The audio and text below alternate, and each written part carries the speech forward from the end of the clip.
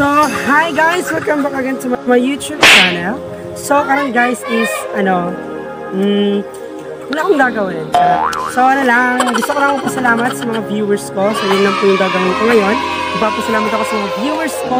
So, as you can see, as you can see, girl. No, English to, charot lang.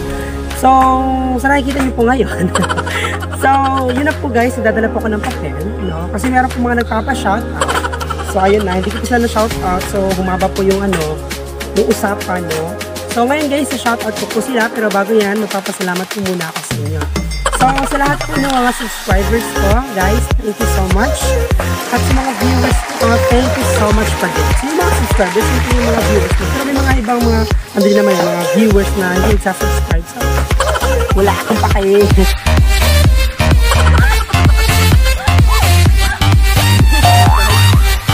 So, thank you pa rin guys. So, sa lahat, thank you very, very much. Kasi po, hindi kayo nagsama, i-play yung mga videos namin kahit yung magkagandahan. So, yun na guys. So, thank you very, very much. Ulit. So, yun na nga. So, dito nagdadala po ako ng mga papel. Sa mga papel, kalapis. Kasi, sinulat ko kayo yung mga nagpapashoutout. So, eto sila.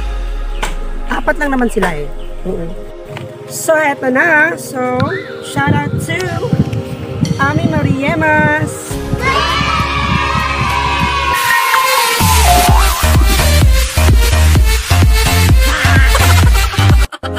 At pangalawa is si J.N. Cabisino.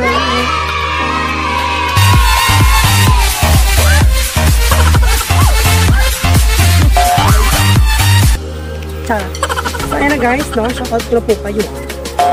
Sa pangatla is si Ma'am Mary Ann Urongan. Mary Ann Urongan.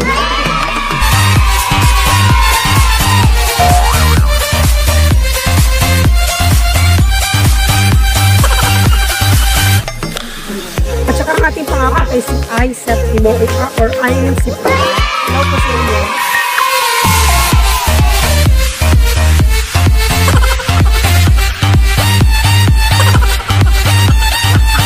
So, yun na po guys. I-shoutout ko na po kayo. So, pack na po.